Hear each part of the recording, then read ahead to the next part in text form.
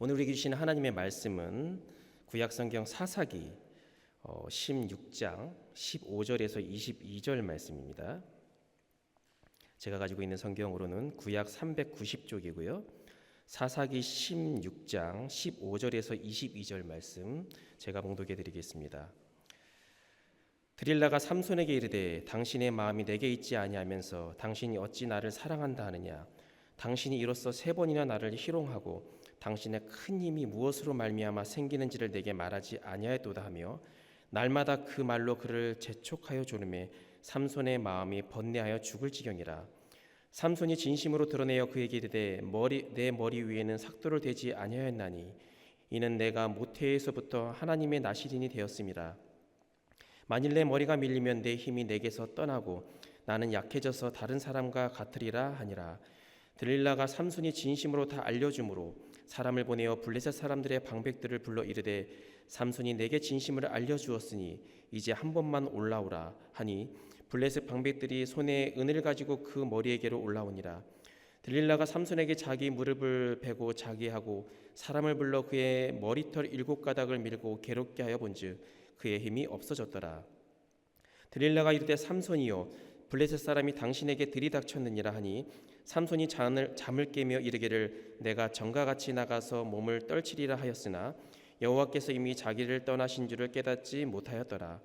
블레셋 사람들이 그를 붙잡아 그의 눈을 빼고 끌고 가사에 내려가 노줄로 매고 그에게 옥에서 맷돌을 돌리게 하였더라.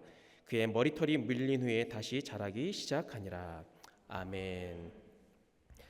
우리가 살아가다 보면 많은 질병 혹은 이제 상처를 입는 것을 종종 경험하게 됩니다. 때로는 정말 병원에 가서 수술을 받아야 할 정도로 심각한 질병에 걸릴 때도 참으로 많이 있지만 대부분의 질병들은 시간이 지나면서 이제 자연스럽게 회복하는 것을 우리는 다 경험할 것입니다.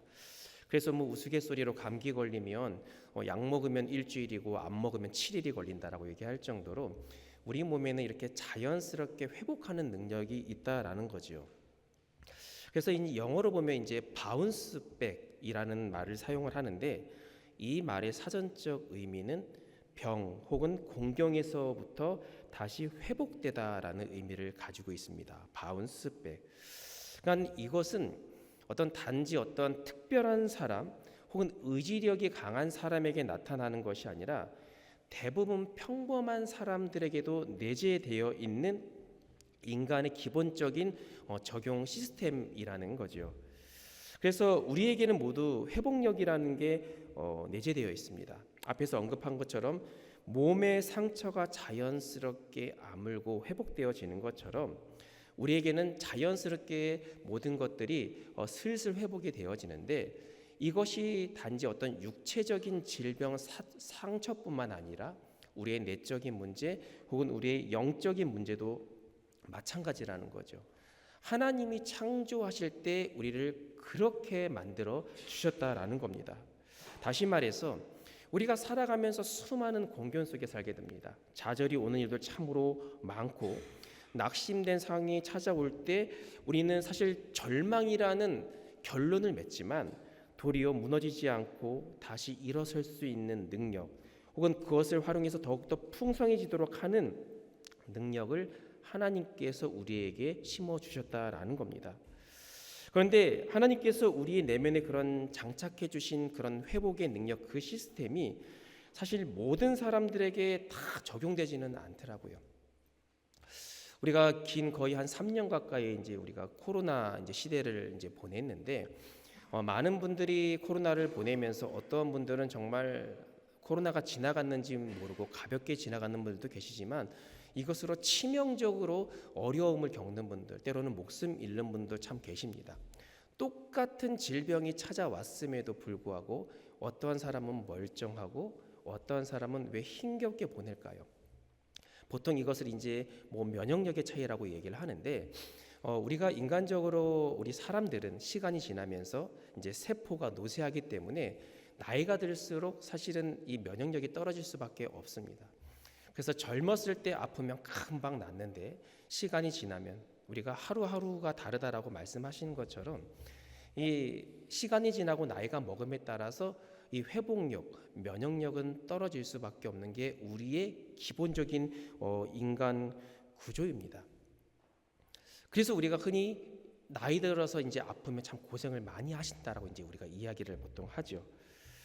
그런데 우리의 영적인 문제는 우리의 인생의 나이와는 상관이 없습니다. 과연 우리의 그 면역력은, 영적인 면역력은 그러면 어디에서부터 나올까요? 인생이 똑같이 바닥으로 곤두박질 쳤을 때에 어떤 사람은 정말 깨진 유리처럼 다시 회복될 수 없는 상황에 이르지만, 어떠한 사람은 그 인생이 도리어 그 계기를 통해서 크게 뛰어오르는 사람, 아까도 언급한 것처럼 이 바운스백 하는 사람이 있습니다. 어떤 차이가 날까요? 이스라엘이 남과 북으로 갈라졌을 때 남유다에서 활동했던 우리 예레미야 선지자를 우리가 흔히 이제 눈물의 선지자라고 이제 이야기를 합니다.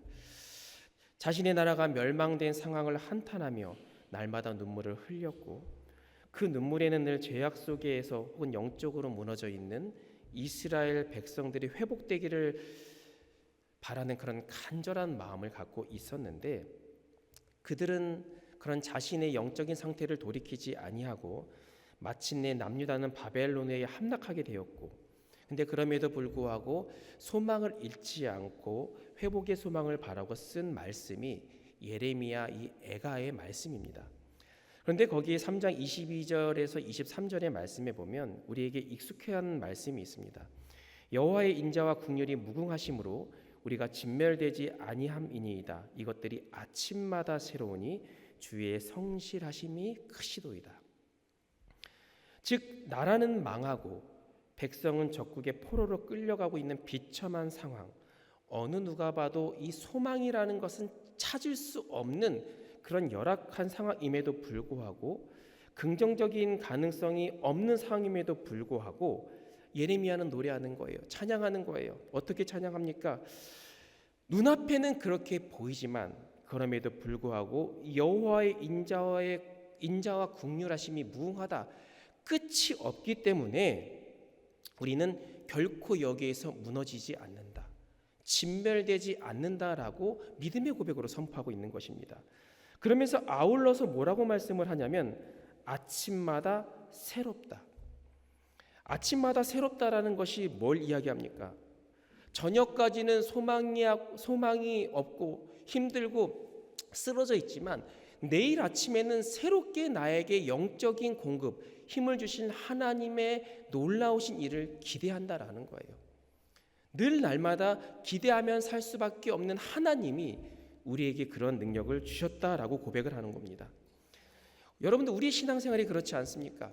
늘 우리가 은혜 받고 충만하고 평생 그 마음대로 살아갈 수 있을 것 같지만, 또 하루를 하루 살아가다 보면 현실의 상황에 눈에 부딪혀서 우리는 또 힘들고 좌절 가운데 한탄하며 살아갈 때가 얼마나 많이 있습니까? 우리가 부흥회나 특별한 집회 가운데서도 참 우리가 은혜를 받고 감격을 받고 결단하고 도전을 많이 받는데 그 마음이 끝까지 가지 않아요. 오랫동안 지속되지 않는 게 참 많습니다. 그래서 만만치 않은 현실의 무게감 때문에 어느덧 이전의 모습으로 돌아갈 때가 얼마나 많이 있었습니까?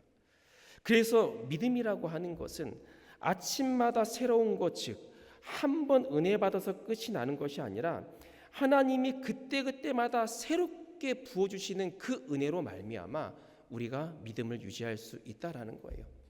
그래서 우리는 아침마다 새롭게 부어주시는 그 하나님의 은혜를 날마다 갈망하면서 사모하면서 살아야 한다라는 것이죠. 그래서 이것을 성경에서 아침마다 새로우니 주의 성실하심이 크시도소이다. 아침마다 기대하게 된다라는 거예요. 지금은 힘들지만 시간이 지나면 새로운 것, 새로운 상황들, 새로운 마음을 주시는 하나님의 능력이 기대된다라는 겁니다. 하루하루가 우리가 참 가벼운 마음일 수도 있지만 얼마나 부담되는 일들이 참 많이 있습니까? 하지만 그것이 내 인생의 끝이 아니라 내일 또 새로운 것을 부어주시는 그 하나님의 은혜가 있음을 기억하고 아침마다 기대하는 마음으로 살아갈 수 있는 우리 모두가 될 수 있기를 주의 이름으로 간절히 축원합니다. 자, 그런 기대가 없다면 어떨까요? 잠자기가 두려운 거예요. 아니요, 차라리 잠자고 깨어나지 않았으면 좋겠어요. 내일 아침이 두렵겠지요.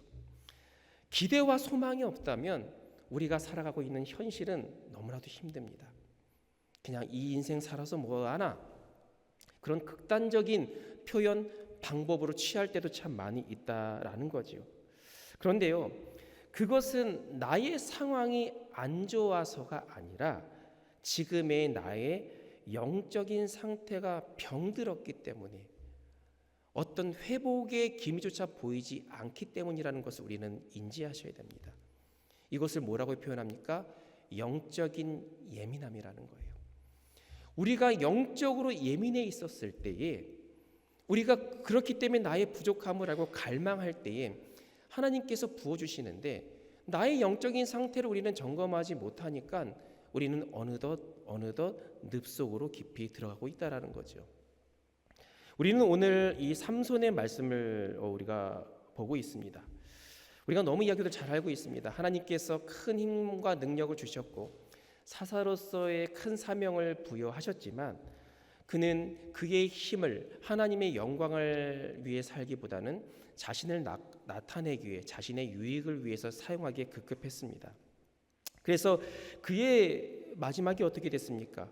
오늘 본문 21절의 말씀에 보면 사람들이 그를 붙잡아서 그의 눈을 빼고 끌고 가서 내려가 놋줄로 매고 그에게 옥에서 맷돌을 돌리게 하였더라. 참 끔찍하죠. 삼손의 인생에서 가장 절망적인 순간이 바로 이 순간이었습니다. 하지만 삼손이 어떤 사람이었습니까? 나귀 턱뼈 하나로 1000명을 다 죽일 수 있는 정도로 큰 힘과 능력이 있는 사람이었음에도 불구하고, 정말 남부럽지 않을 정도로 살 수 있는 사람이었음에도 불구하고 그는 왜 이 비참한 결과를 맞이했을까요?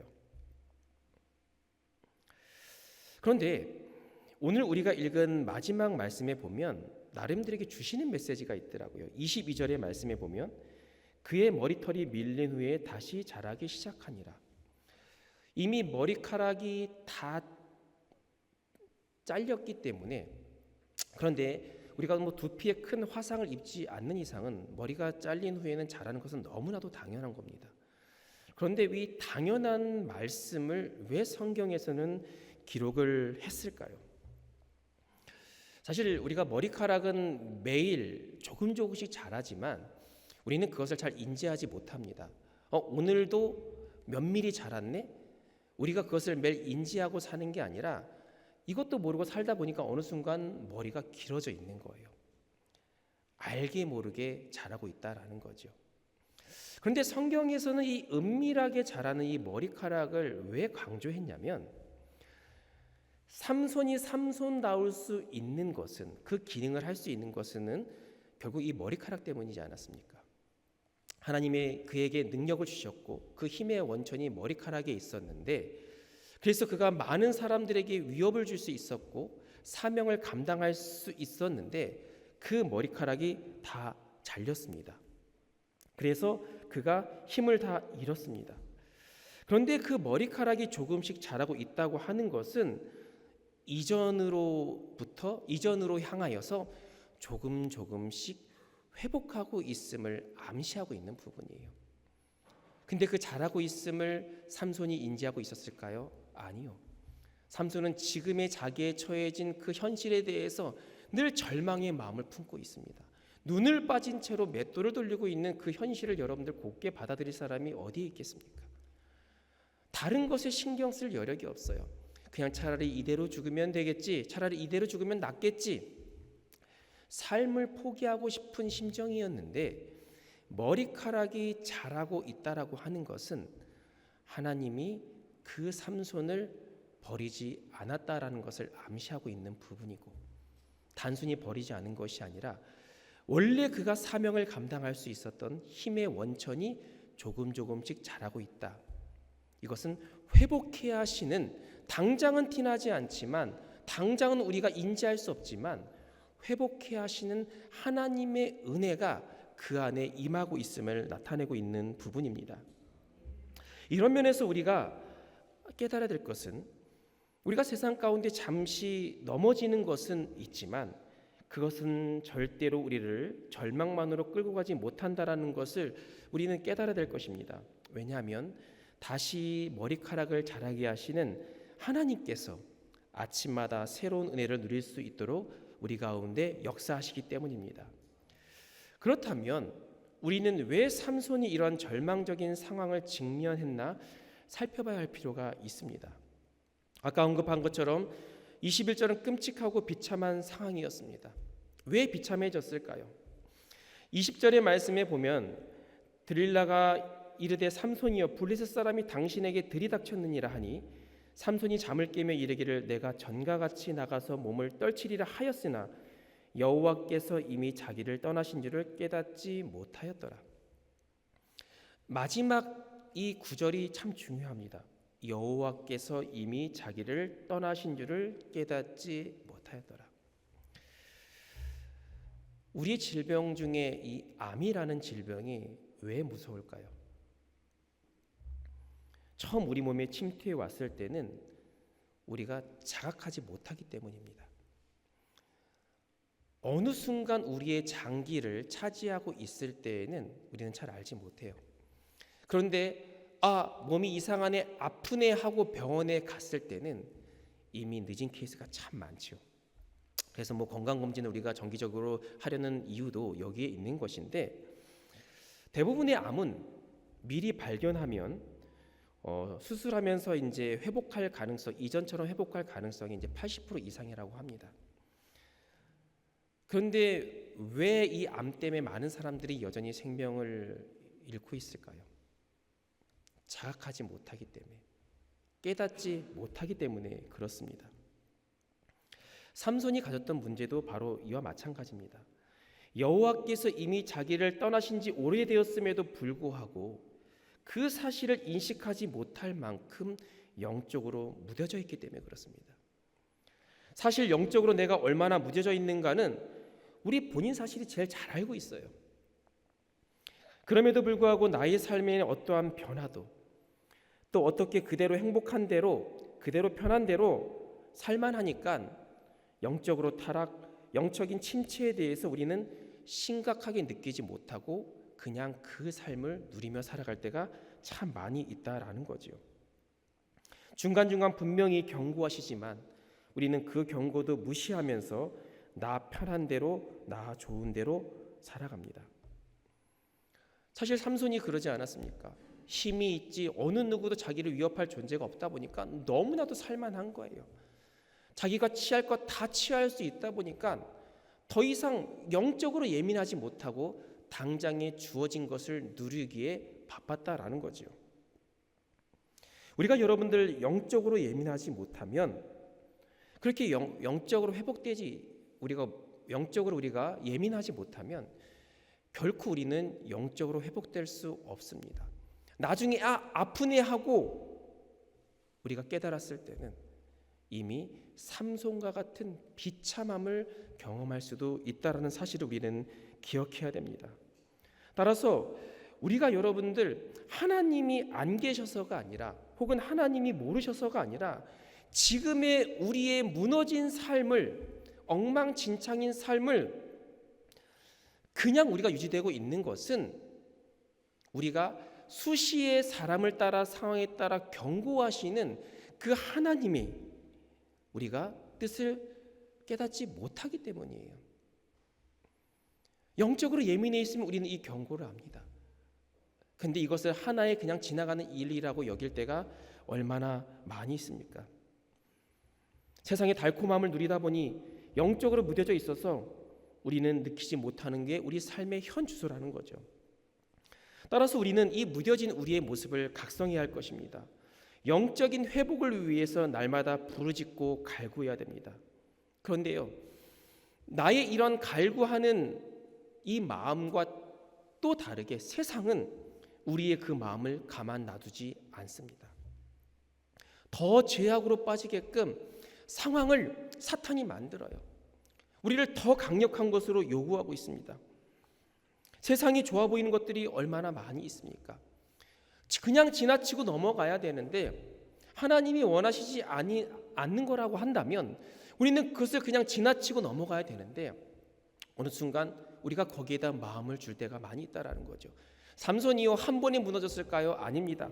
15절의 말씀에 보면 그래요. 그 여인이 그래요. 당신이 나에게 마음이 있지 않으니까 나를 3번씩이나 나를 속이지 않았느냐. 반대로 생각하면 무슨 말입니까? 그래도 삼손은 지키려고 노력을 했습니다.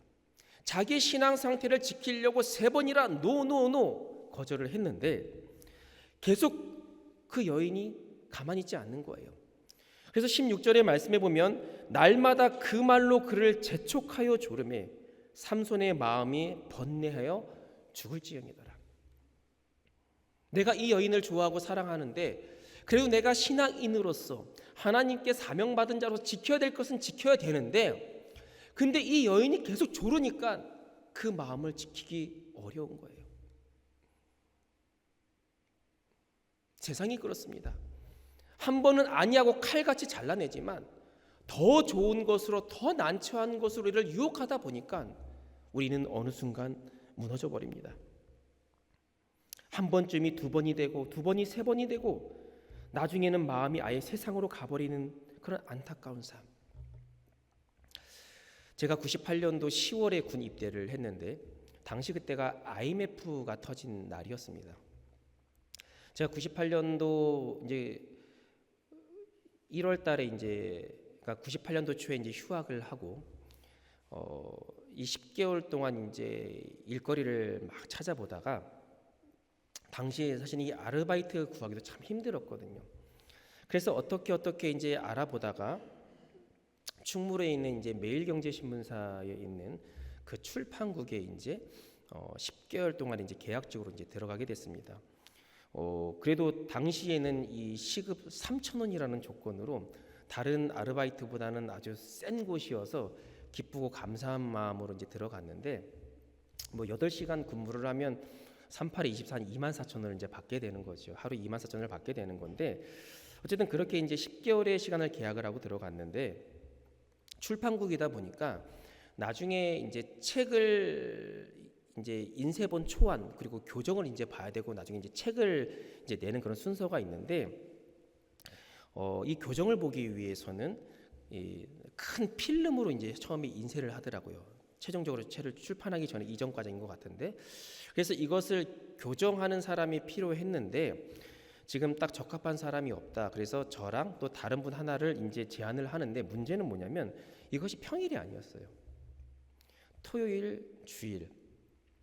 근데 여태까지 주일을 제 기억으로는 뭐 아픈 것 빼고는 빠져본 것이 없는 상황이었고 시간이 주일날 뭐 오전부터 또 여전히 일하는 그 시간까지 해야 되는데 어떻게 고민하다가 이렇게 한 4주 정도를 이제 보내야 된다고 얘기를 하더라고요. 그래서 처음에는 그거는 힘들 것 같습니다라고 얘기하는데 그러면 정말 지금은 이번 주는 사람이 없으니까 이번 주만큼 해달라. 그래서 이제 알겠다라고 얘기를 하고 이제 토요일 주일을 이제 그런 교정 보는 작업을 했습니다. 인쇄소에 이제 가가지고 하루 종일 하고 있는데 일단 거기 환경이 이제 제가 근무하고 있는 것보다 너무 쾌적한 거예요.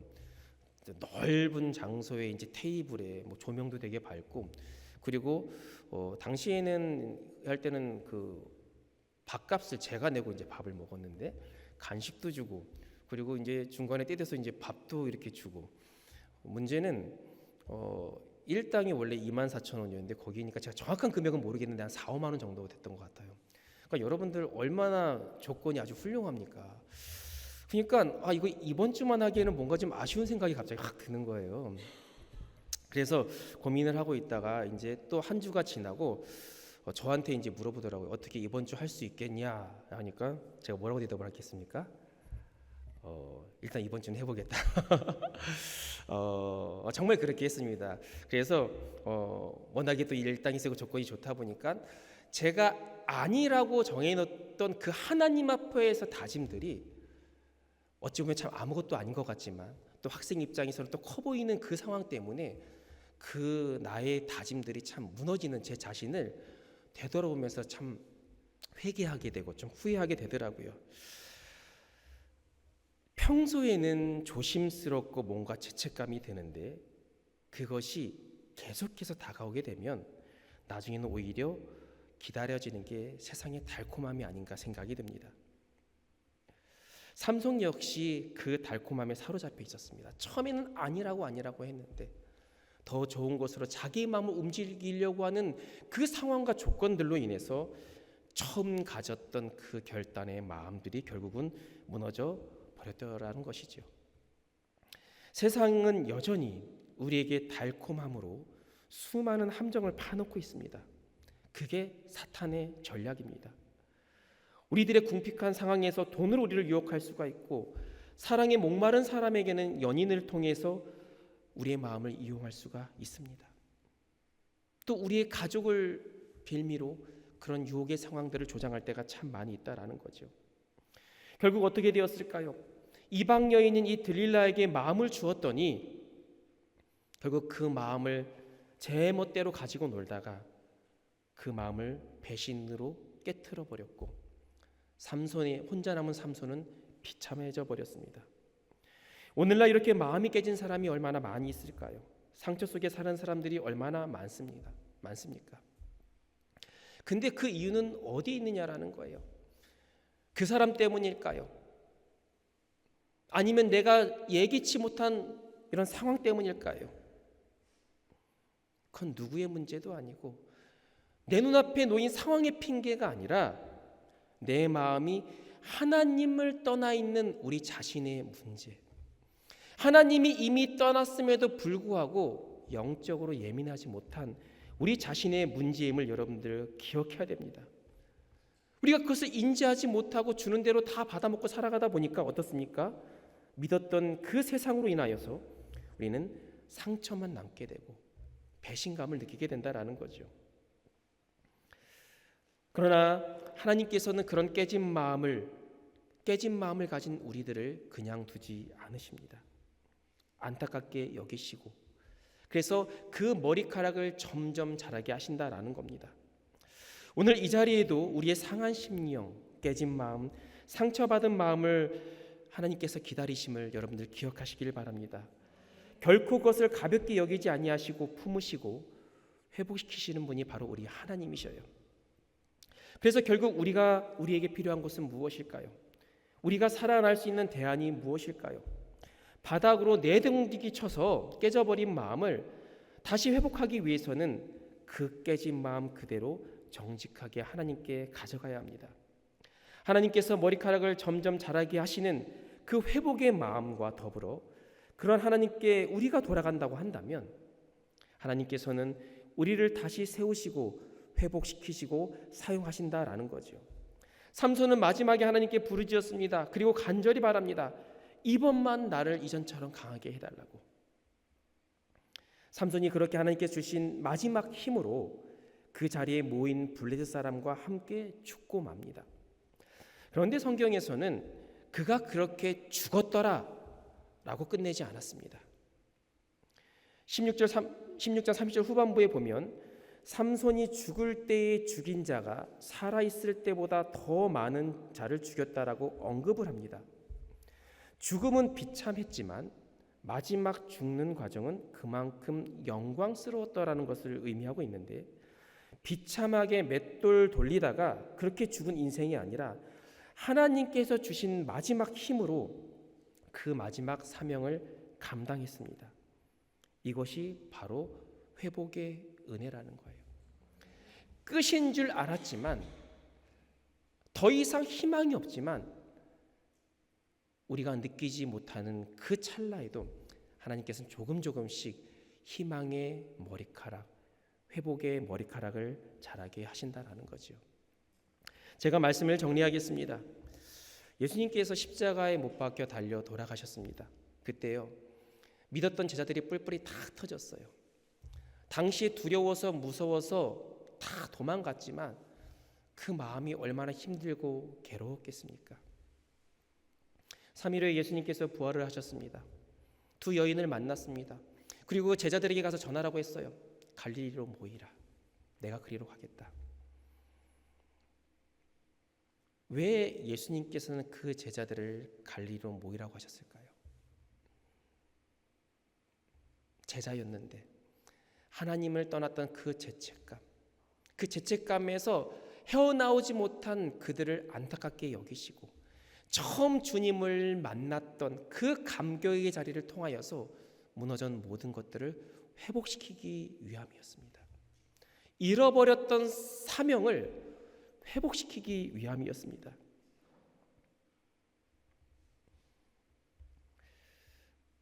우리는 여전히 그리스도인으로 살아가지만 이 세상에 많은 때가 묻어져 있습니다. 영적으로 침체되어 있기도 하지만 또한 영적으로 교만할 때도 얼마나 많이 있습니까? 또 그 사이에 세상의 유혹과 시험이 우리를 계속해서 마음을 빼앗으려 하고 또 우리는 거기에 빼앗길 때도 참 많이 있습니다. 그 과정 속에서 상처와 아픔이 누적되어 있는 우리의 믿음의 삶을 살고 있지는 않은지 한번 되돌아볼 필요가 있을 것입니다. 그러나 그것이 나를 절망의 끝으로 끝내는 것이 아니라 여전히 우리 가운데 회복되는 바운스백, 우리를 일으키시는 하나님의 은혜의 그 능력이 우리 가운데 자라고 있음을 우리는 인지해야 됩니다. 그래서 우리는 그것이 끝이 아니라 다시 시작해야 할 것, 다시 일어날 우리의 시도가 우리에게는 있어야 될 것입니다. 거기가 어디입니까? 제자들에게 다시 사명감을 심어진 바로 이 갈릴리라는 그 곳처럼 우리도 우리가 모인 이 예배의 자리가 하나님의 회복의 은혜를 경험할 수 있는 자리임을 여러분들 기억하시기를 바랍니다. 결국 오늘 이곳이 우리를 치유하신, 회복하신, 구원의 감격을 주신 주님을 만나는 자리임을 우리가 기억하길 원하고 상처받은 그 모습 그대로 내려놓으시고 회복해 하시는, 또 치유하시는 그 주님을 경험할 수 있는 우리 모두가 되기를 간절히 소원합니다. 주님은 여전히 우리에게 말씀하십니다. 수고하고 무거운 짐진 자들아 다 내게로 오라. 내가 너희를 쉬게 하리라. 이 말은 무슨 말입니까? 세상 가운데 상처받고 무거운 짐져 있는 너희들의 모든 짐을 내가 줄여주겠다. 내가 가볍게 하겠다. 회복하겠다. 오늘 이 자리 가운데 그렇게 역사하시는 하나님의 은혜를 경험하며 살아가는 우리 모두가 될 수 있기를 주의 이름으로 간절히 축원합니다. 이 시간 함께 말씀을 생각하면서 우리 통성으로 기도하기를 원합니다.